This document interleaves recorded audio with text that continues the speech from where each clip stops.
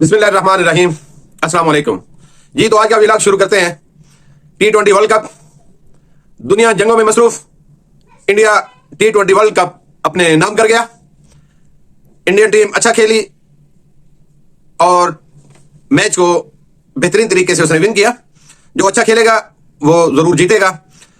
New Zealand toss जीतने के बाद बैटिंग इंडिया को देने के बाद 98% मैच इंडिया को जितवा चुका था। न्यूजीलैंड का एक गलत फैसला इंडिया को जीतने में आसानियां पैदा कर गया। न्यूजीलैंड अगर टॉस जीतने के बाद बैटिंग खुद करता और इंडिया को एक अच्छा टारगेट देता तो मेरे ख्याल में इंडिया पर प्रेशर होता।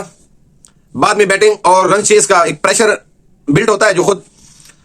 तो इंडिया को ये गिफ्ट मिला T20 एक गलत फैसले की वजह से।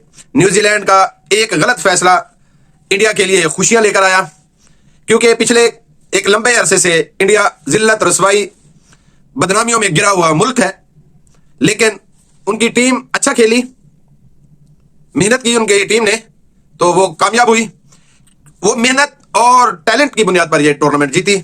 हमारे पाकिस्तान की तरह नहीं कि टोटल पर्चियां आपने रखी हुई थी टीम में, जिनसे ना शॉट लगती थी, ना बॉलिंग अच्छी होती थी और ना फील्डिंग।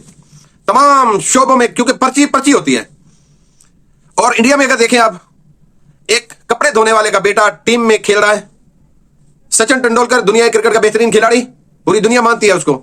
उसका बेटा बाहर बैठा है ग्राउंड से, वो सिलेक्ट नहीं होता, क्योंकि वो कारकर्दगी की बुनियाद पर टीम सिलेक्ट करते हैं।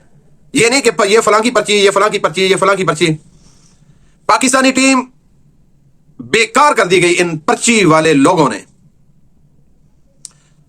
पाकिस्तानी टीम को तबाह हो बर्बाद करके रख दिया। सिर्फ एक खिलाड़ी था, बाबर आजम, उसको भी रन रेट के चक्कर में खत्म कर दिया पाकिस्तान ने और पाकिस्तानी अवाम ने। लेकिन इंडियन टीम मेहनत कर रही है, उसने मेहनत की और वो जीती। अब उनके जितने भी लगड़ बगे, अरे गहरे, नत्थू खैरे यूट्यूब पे बैठकर, फेसबुक पर बैठकर पाकिस्तान को, दुनिया को सुनाएंगे। सुने, कोई मसला नहीं है, क्योंकि उनकी टीम जीती है। यही खेल है। लेकिन मैं फिर कहूंगा कि इंडिया की जीत में बुनियादी किरदार न्यूजीलैंड के एक गलत फैसले ने किया। उनका यह गलत फैसला पहले बॉलिंग करने का उनको ले डूबा। न्यूजीलैंड की ऐसी बदकिस्मत टीम है कि वो आज तक कोई मेगा इवेंट नहीं जीत सकी, और इस टूर्नामेंट में भी उसके साथ यही कुछ हुआ। अच्छा खेलती हुई आ रही थी, लेकिन फाइनल में चौक कर गए, गलत फैसला कर गए।